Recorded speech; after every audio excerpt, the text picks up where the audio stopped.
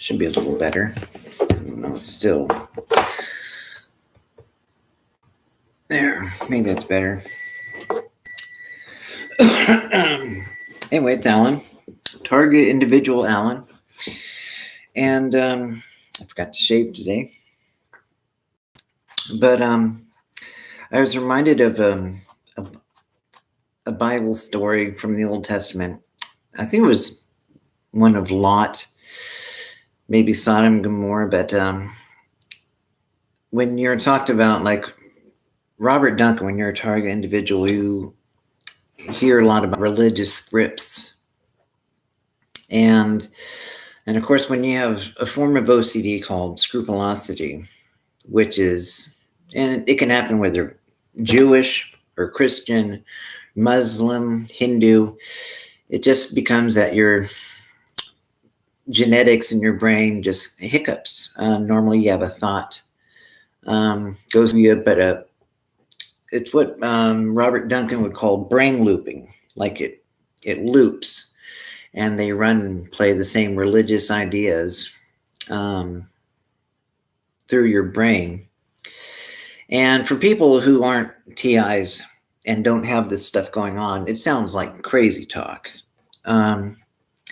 But it's real, and they have that ability along with voice to skull. We don't know how many people have got this. Now, when you don't have this, when you're not a target individual, when you don't have synthetic telepathy, and I wish I did have wonderful, miraculous powers, but it's just stuff that's done to me as a guinea pig. And I think it was when I was 15, broke my arm in Dallas football practice, and then went to the hospital here in Dallas. Well, I'm in Salem now,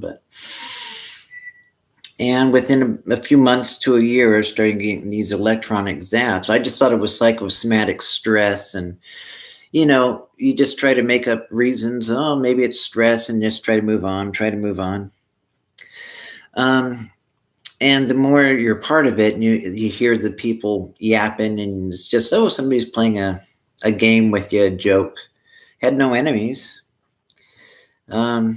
Everybody I thought was fine and didn't have any problems. I studied for the ministry, and after high school, I was planning for it in high school. I was most friendliest in my class and most likely to be teaching scientific creationism. So, but I was constantly thinking about religion, thoughts, issues, questions, or doubts. So I'd study apologetics, Josh McDowell stuff, Henry Moore's creationism, and study what other people believed about faith. And, but I was raised Pentecostal, so it was really trying to, that type of Christian faith. But it's like with it, it's literally, you can still carry on and have a regular life and have, work. I worked as a CNA in laundry and then CNA for 25, 30 years, and carry normal conversations that have nothing to do with religion, but you're always still, you think about it a lot, and that's just part of. But what happens is, it's like a hiccup. You're always thinking, and if there's something that bothers you, whether the existence of God or apologetics or proving the existence of the soul and how free will, do you have free will Calvinism versus Arminian, Pelagianism or mini soft Pelagianism, Pelagius versus Augustine from Hippo. Anyway, they put these it's scrupulosity is this interest in religion, but it has more of a lot of pressure with it, because am I doing the right thing? Am I doing this right? It's always, OCD is kind of something that starts with guilt inducing. So the wish of be ye perfect as your Father in heaven is perfect, or is this a sin? Making sure, not so much other people, but making sure that you're doing the right thing.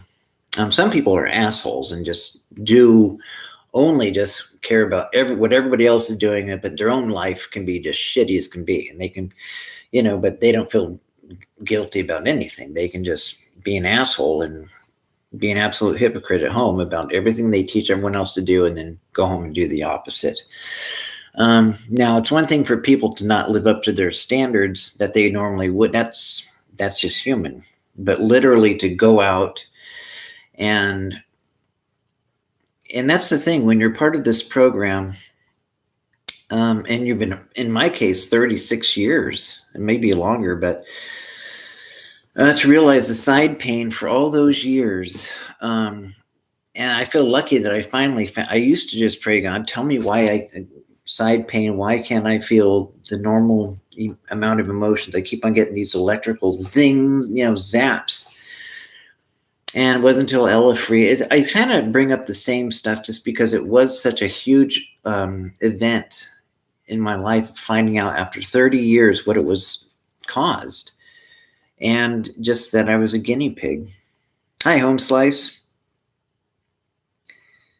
Waited my medicine a week and I finally got, yes. Suboxone, yeah. Not as much pain as it was then. My doctor patched medicine through and they stopped it coming. Oh, yeah.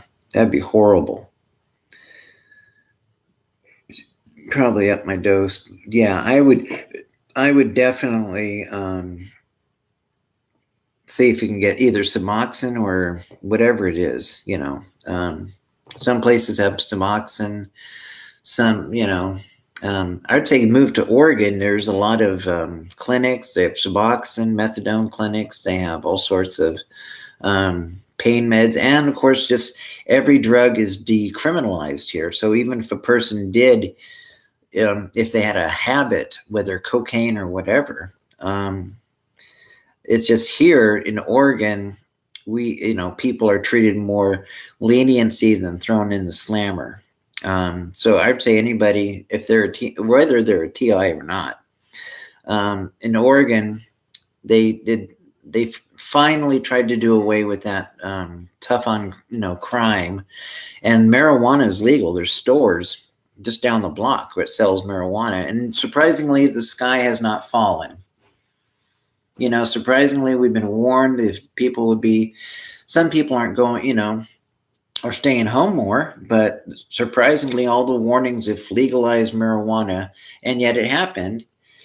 And most states have at least medicinal marijuana, and a lot of states have decriminalized, and the sky hasn't fallen. All those experts that knew what they were talking about evidently didn't know what they were talking about. They were just getting rich off of busting all those people and teenagers and ruining their future by having it on their. Anyway, my mom's home, so I'll talk to you later, Home Slice. Okay, bye-bye. I got to make her dinner.